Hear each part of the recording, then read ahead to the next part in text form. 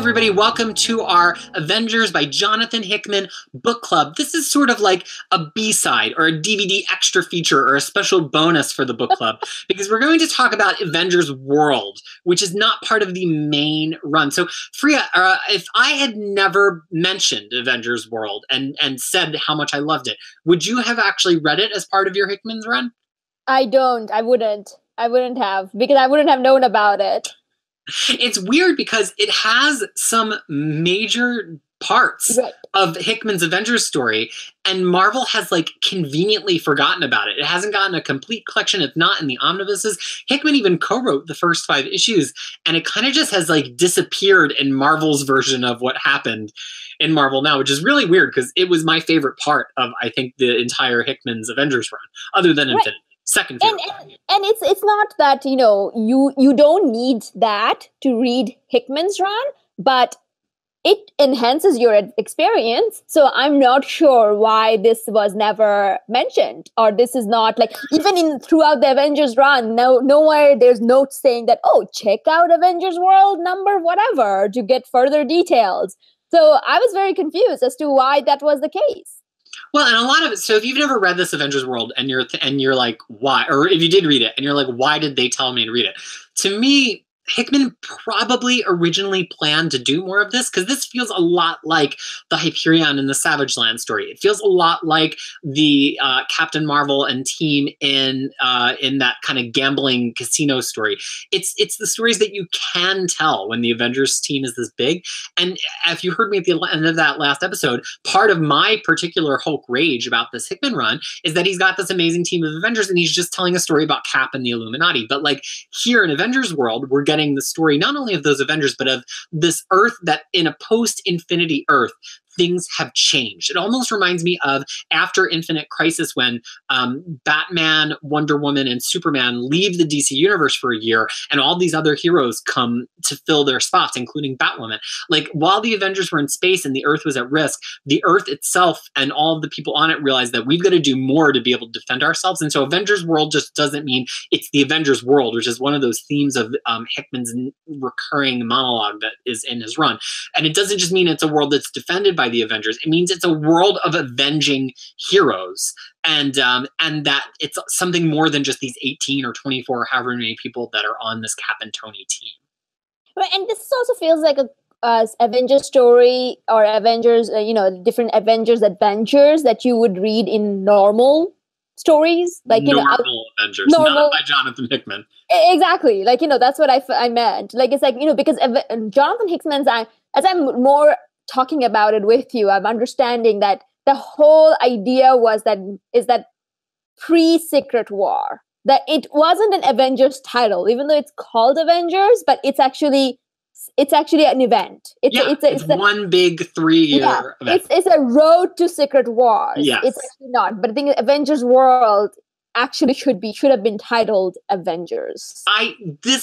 So we're on the same page. This is why I loved Avengers World, because Hickman, I think, pitched a story that if Marvel hadn't taken it for the Avengers, he would have just gone to DC and pitched it, or he would have just written his own creator-owned book and done the story. I think he was going to tell the Incursion story no matter what somewhere, but I don't know that you can tell the smaller stories, like the stories that are in Avengers World, anywhere else. And so I'm happy to read that Hickman story, but I would have just been just as happy to read it at DC or at Image, whereas I'm happy to read Avengers World because I can only read it at Marvel.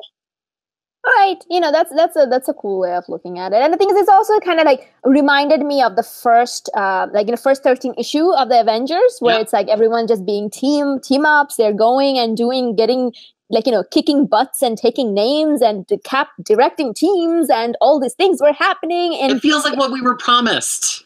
Right, and the thing, don't get me wrong, I like Avengers, I like Hickman's Avengers run and stuff, but that doesn't mean that this takes away from that, or I can read. But I am glad that you told me. I'm just more upset that no one told me about it. No one, as in no one in Marvel told me about it. We know that I'm hardcore, and you see this wall of omnibuses. I was originally going to have a whole Hickman shelf. I had all of Hickman's other oversized stuff. I had Secret Warriors, I had Fantastic Four Volume 1 and 2 in omnibus, and I was looking at the way Marvel had been talking about Hickman and talking about this Avengers world and the way they collected the first Hickman, and I convinced myself, I'm like, they are not going to include Avengers world in his Volume 2 omnibus, which did come to pass. It's not going to be in there, and so I sold all my oversized Hickman, because to me, it's not complete without Avengers world, and so this is why, as you said, we have Cap directing the teams with Bruce Banner too, as kind of like Cap's go-to science guy, which is really fun because usually it's Tony Stark, but Tony Stark's kind of just flying around doing stuff. He's not as installed. So we get great Bruce Banner moments. And this Avengers world feels like it really acknowledges the other runs that's going on at the time. This definitely feels like the Bruce Banner from Mark Waid's Indestructible Hulk. It is. Absolutely. It is. Who's already working with S.H.I.E.L.D. Right. And it also is very much rooted in Nick Spencer's Secret Avengers, because Nick Spencer actually starts co-writing with us with Hickman, and he ultimately writes the first 14 issues, which is the first big mega arc. And so over time, it starts out feeling very Hickman-y, and it starts feeling more Spencer-y. And I love that Secret Avengers volume. It's very, very good. And without ever being on the nose about the same themes as that, this does feel like an extension of that. And I haven't read Secret Avengers yet, though. But the thing is, like, after reading this Avengers world, now I'm interested into going back and figuring that story out. There's now been 3 runs at Marvel called Secret Avengers, and all 3 of them, and with a total of, I think, like 6 different authors between the 3 of them. Every one of them has been good. It's been a very reliable title. Much like X-Force tends to be like a pretty strong X-Men title, no matter who is writing it. Secret Avengers just has been good.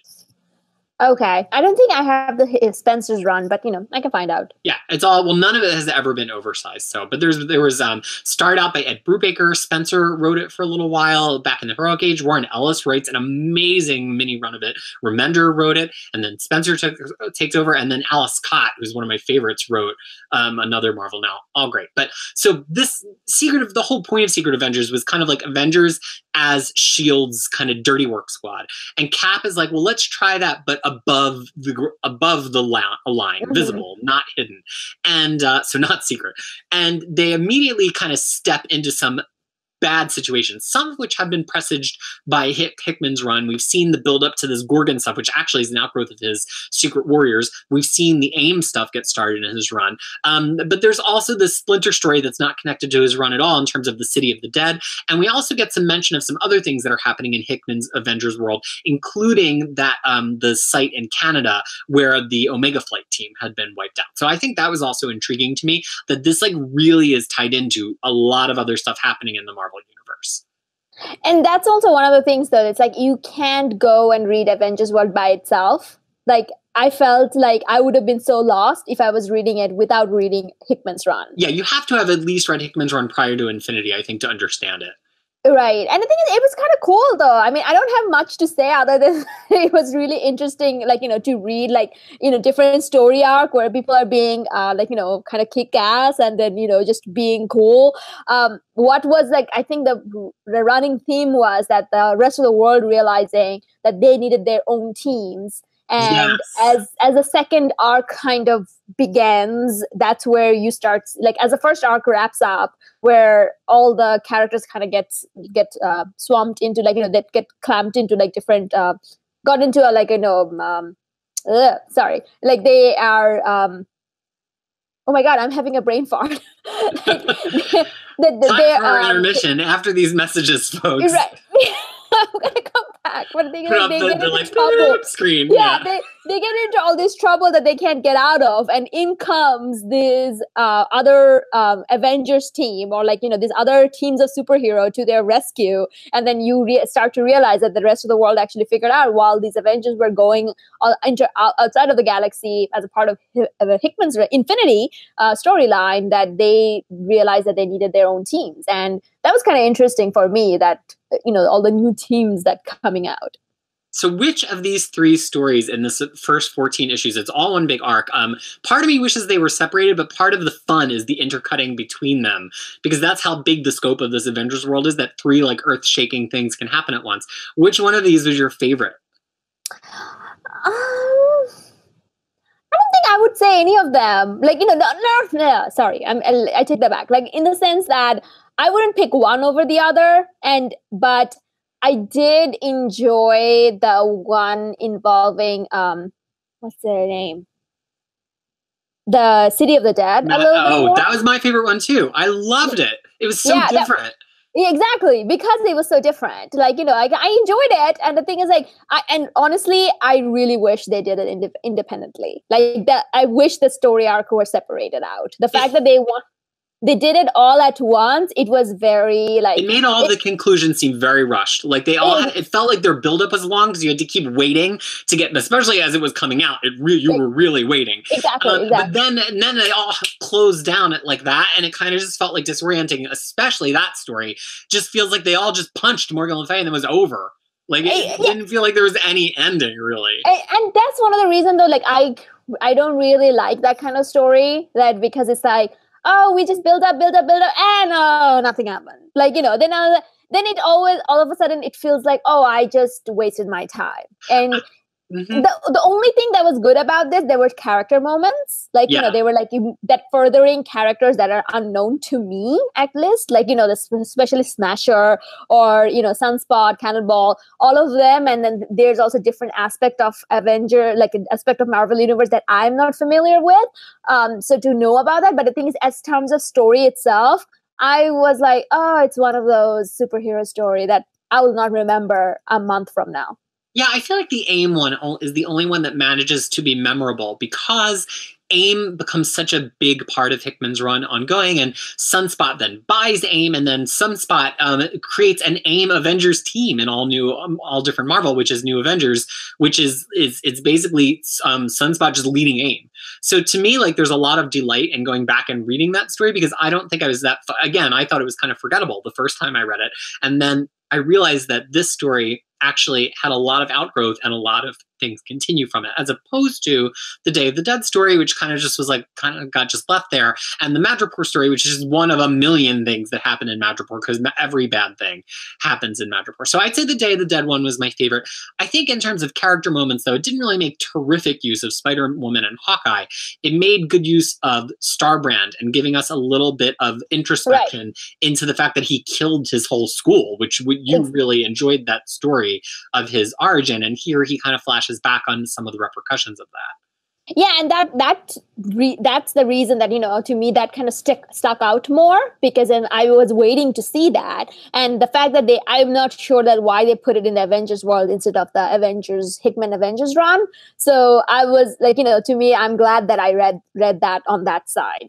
So, yeah, and again, I feel like these could have been 3 separate arcs that broke up that Hickman run we just talked about. Like, it could have been like Rogue Planet, and then one of these arcs, and then Rogue Planet, and then another one of these arcs, and then the alternate Avengers, and then the third arc, and then the Cap time travel story, because by then we would have had Starbrand having his realization about all the people that he killed, and then he would have gone to the future with Cap in that story we just talked about. So that, in my head, that's kind of how I imagine. Who knows?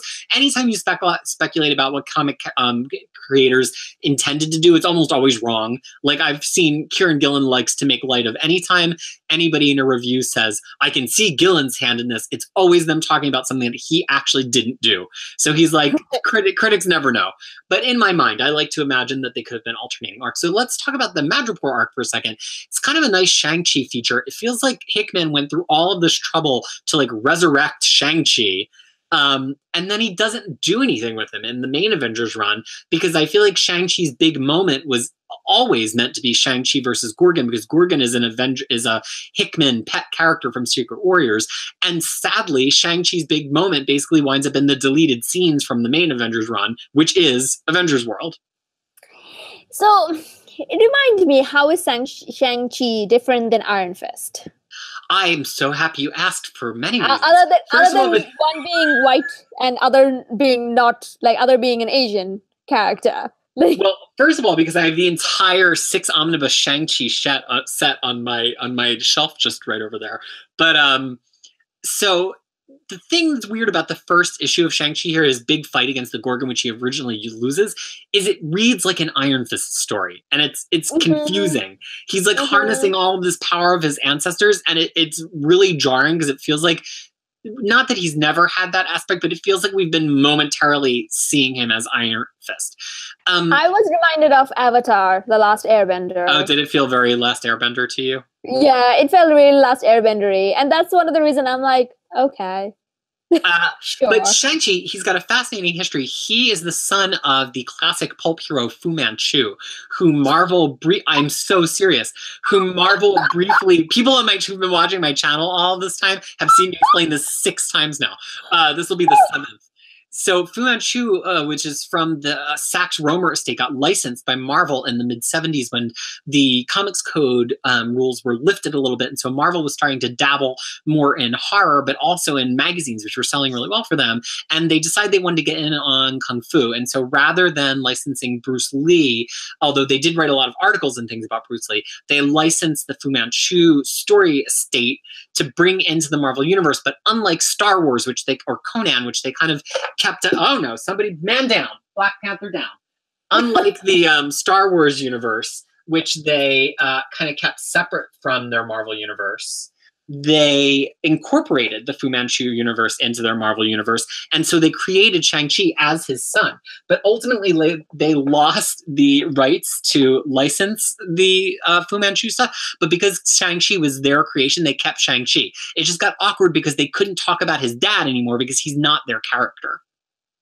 Oh, you know what? While you were talking, I saw Namor took a hit on that Black Panther. Like, is that what happened? Namor turned around and just gave him like a little. It was a very subtle moment, but it happened. Even on my shelf, the Illuminati cannot. I've been trying to harvest all of the Illuminati from the other parts of my collection and amass them here behind me as we've been going. I don't have a Reed Richards though, so I didn't want to be complete. For the better. Yeah, probably a good thing. So that's the Shang-Chi aspect. But the thing that I even forget about him is he was a member of he kind of got roped into the British Secret Service because he was his father's tool, and then he realized his father was evil. And so in his turn to being good, he kind of like semi-joins the British Secret Service and eventually quits. It's an amazing 125-issue series that ran in the 70s and 80s. And then after that series, there's really not much Shang-Chi. He got written in an arc in Marvel Comics Presents. He had a one-shot, he had a Max series, and that's it. And then Hickman kind of saves him from obscurity. If you look at my Shang-Chi page on Crushing Crisis, it's kind of just like he has so much stuff up to 1986 or 7, and then he's got a little burst of stuff, and then he just completely disappears. Oh, interesting. Okay, because He's in Heroes for Hire. He's in Heroes for Hire a little bit before Hickman picks him up, but not. Oh, okay. Yeah, but I was kind of wondering, I'm like, oh, how is this person different than Iron Fist other than his ethnicity? But, and a lot of the things, I don't know. It's just one of those, I'm like, oh, okay, maybe I just don't know. So no, I mean, he is better Iron Fist. He's just better, not rich Iron Fist. Okay. Because I was like, I just chalked it up to me not knowing much about Marvel Universe. I'm like, oh, probably I just don't know. But anyway, So what did you think about China's Ascendants? It's their version of the Avengers that come into this story. Did you like those? Yeah, sure. I'm sorry, it's just like it wasn't memorable. Like the idea. I just felt like they spent so much time introducing all of them. I'm like, look, you and me both know we're never going to see any of these characters ever again. Exactly. So why don't we just focus on the action? I don't need all the origin stories.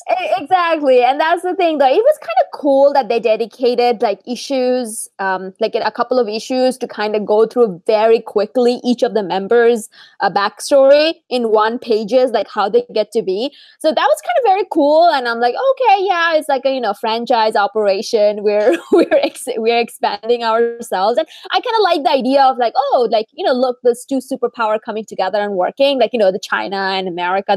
Because that's like the whole cliche of, oh, they are always enemies and stuff. But in this time, they are just like, hey, listen, this Madripoor is now on top of a dragon's head. Which how does the physics of that work exactly? Like you see the dragon turning in space, and I'm like, I could take one of these I could put a book on my head, and even if it's attached to my head, anything that's on the book is gravity. Listen, is such that it's gonna. I want a miniseries on Life of Kandor. Okay, so Kandor, like the Brainiac's little city that he shrunk down. How does it work in the bottle? Yeah, how does it work in the bottle? Where's the air coming from? Does people get upset? Are they still procreating? Is there crime there? What is happening there? How is the sewer system working? So yes, I thought the same thing. So when they said that, I'm like, oh, why is Peter making me read this? Well, ultimately, and again, hindsight is everything. At the time, I think no. I don't. You don't have to justify. No, I'm not going to justify it. At the time, I think I really enjoyed it because it seemed so different. But then, having read DC Rebirth and what DC did with New Superman, in that they created an entire Chinese Justice League, and it's actually really fun. I kind of feel like Marvel just like half-heartedly did this thing that they're not even going to reference, and DC kind of like took it there. And so I feel like the shine is a little bit off of it for me now, having read DC Rebirth and New Superman, because I think that kind of does this so much better. That it's hard for me to appreciate this as much. But it's very much an ending of Secret Warriors too, because it uses Gorgon so much. Right, and the thing is, like, to me, I knew that it's just one of the gimmick. Like, it's a gimmick of like, oh, okay, this what happens. Now we have these superheroes, and what are we gonna do? And even in the Euroforce, one of the guy wasn't even European; it was American guy. Well, it's like the joke about Black Knight that he's always on all these like British teams, and he's in Excalibur and stuff, and they're like, dude, you're not even British. Why are you saying all these British things all the time? Right. So it was one of those fun things. But like I said, like it was like very like I understand the concept, like in the concept wise or even the fun wise. I had a lot of fun with it, but whether it's something that I'm gonna remember, probably not. So the third story is the AIM story, and we've talked about that a little bit. It had some future time travel stuff in it, which we know I don't like, but it definitely. I think it was important because it poses AIM as like an actual important force in this Marvel universe that is trying hard to do interesting things with science. Whether or not they succeed and whether or not they're good or bad or can be trusted is all kind of in question, but they kind of go from being the disposable red shirts of the Marvel universe to being something a little bit more important. And so ultimately, I think the most memorable of these three stories, even if I probably enjoyed it the least, is the AIM story. Yeah, and the thing is, it also kind of comes into play in the main Avengers run, right? So that's kind of why it kind of stuck out with me a little bit more in terms of like story importance wise. But isn't like, so correct me if I'm wrong, Arnim Zola, isn't he part of AIM, or it's MODOK that is part of AIM? MODOK is usually the leader of AIM. Okay, so where is he? He's just not around right now. I forget what happened. I forget where he went. Okay. Got off to. He's not He's around. in Secret Avengers, actually, and it's hilarious. Call back later. Yeah. So after this initial arc, then we get two Axis issues. I'm not really going to talk about them, 15 and 16, other than to say, for people who haven't, unless you really want to talk about them, no. I think the only important thing about them is that for people who are only reading Avengers, it establishes Valeria Richards as being with Dr. Doom in Latveria, which is definitely going to be a big part of Time Runs Out. So then we get, to me, what, like, again... Hang on. Whoa. How does she get there? Are you going to read Jonathan Hickman's Fantastic Four run? Oh, yes. Okay, that's how it happens. All right. Well, I'm being a little facetious. There is also Matt Fraction's Fantastic Four, which is happening. And then after Matt Fraction's Fantastic Four and James Robinson starts his Fantastic Four, which is pretty good, the Fantastic Four are like on trial. And if I'm remembering it correctly, their children are like taken from them by the government, and they're just going to be molested. But then Dr. Doom is like, I'm actually Valeria's godfather, so the kids can stay with me. And Reed and Sue and Dr. Doom have this very strange relationship when it comes to Valeria, and in general, because Valeria actually loves Dr. Doom. Like, she looks up to him and works with him all the time. And so it kind of brings a different angle to Dr. Doom than you maybe are familiar with. Okay, all right. Yeah, I'll read it, because all I know that in New Avengers, they show up that they want to tip, like, Reed Richards wants to talk about because there's an excursion coming, and they realize there's nothing they're going to do about it. And then Dr. Doom is like, Doom cares about children getting their sleep. Oh, yeah, that's like the new funny Doom. Yeah, I love funny Doom. You like funny Doom? Because every time I see Doom, I imagine him speaking like Darth Vader. Like, I don't know why. Maybe it's the mask thing. I imagine him, so I just imagine James Earl Jones saying Doom once, like, children should get to sleep. Yeah.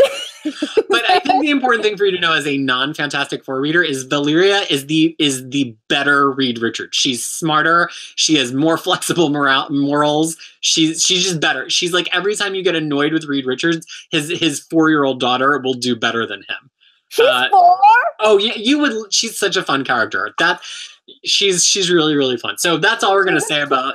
Like, she's a very advanced 4-year-old. Even more than mine, who apparently knows how to write and spell words. I discovered yesterday, which I didn't even know. But she's not inventing universe-saving inventions better than her father's, which mine aren't that great. So now we get to the other part of Avengers World, which I didn't even read originally. I just read it for the first time for this episode, which is the Before Time Runs Out, which kind of is like a Cannonball and Sunspot team-up story, but it also fills in a lot of what happens to the other Avengers to kind of resolve their plots before we take our step forward. And oh my God, did we need this in the main Avengers run? Because the main Avengers run just goes right from Cap's time travel story right to Time Runs Out. Like, this was important. Oh, okay. So the thing is, I haven't read Time's Run Out yet. So that's why I'm not, like, I'm kind of picking up the story, like, from reading between the lines. I'm picking it up, what's going on. The another one that I wish they included it, but I kind of read it accidentally, was like 34.1 from the Avengers run, which is kind of concerns with, what's his name? Hyperion. Yeah. Hyperion.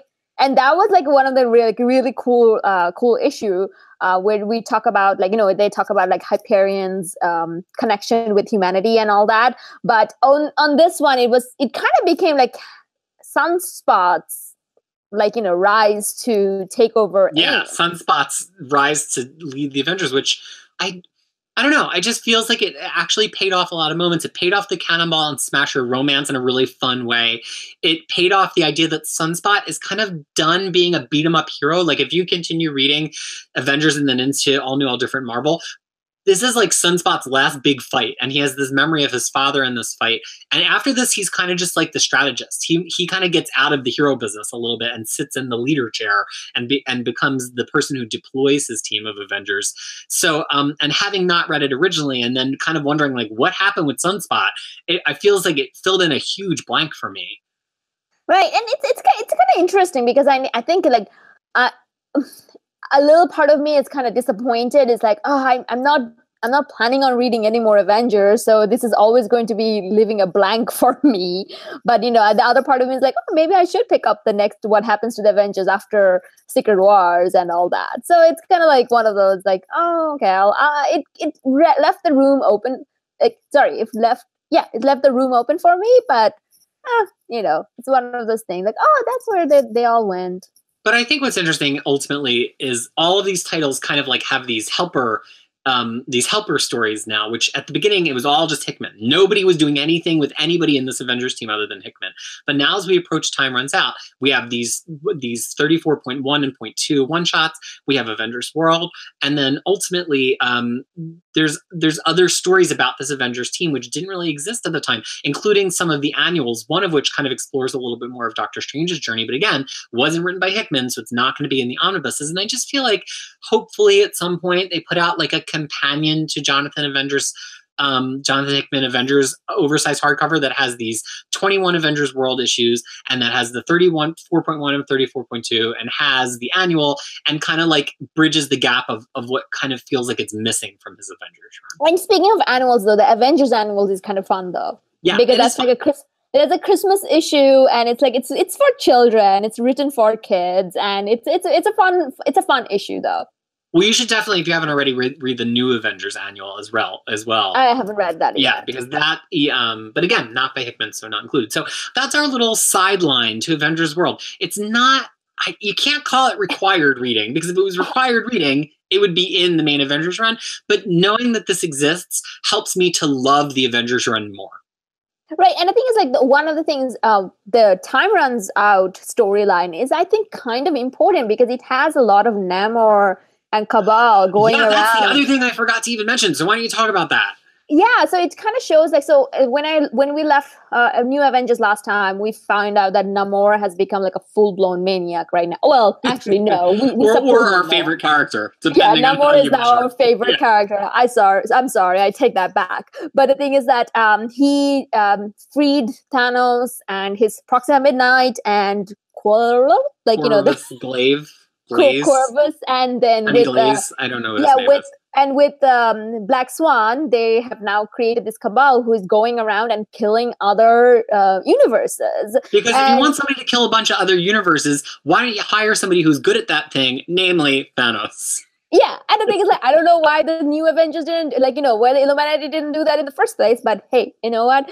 Who cares? But so he's going through this, and then we kind of see a crack in his armor, like we kind of start. That is such a good scene, right? So he's kind of like Black Swan kind of tells him that you need to up your game because you are showing regret, and that may not play well with Thanos. So there's like, that's something that kind of hinted over here. So I don't know how much of that gets transferred into Times Run Out and Secret Wars. Well, a lot. And I think because the Cabal continues to be a thing, and I think that part of what's interesting here is we see Namor realize that the genie that he's let out of the bottle, and he wants to put them back in the bottle. So he tries to blow up an Earth with them on it. And it just so happens that on this Earth, the Fantastic Four is this very like Smallville, Martha Kent and Jonathan Kent kind of family that just live on a farm, still with some inventions, but they're not superheroes. And Namor knows that Reed Richards will do the right thing because Reed Richards always does the right thing. And so he manipulates the Reed Richards into thinking the right thing is to blow up the Earth.